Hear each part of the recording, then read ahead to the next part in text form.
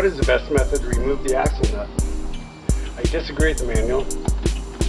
I believe the best way to remove this axle nut is the same way we remove the lug nuts. When the tire is still on the ground, we loosen all the lug nuts. Then once the tire is in the air, then we take the lug nuts off. Break this loose with the tire still on the ground instead of fighting them when they're in the air.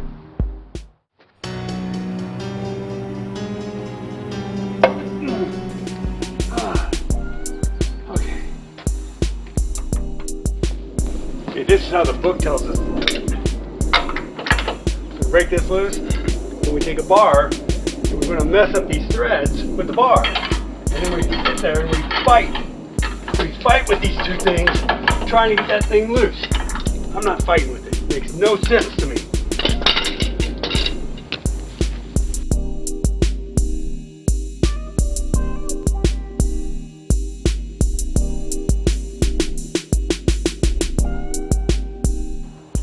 I think the easiest method to relieve. I believe. What is the easiest method to relieve?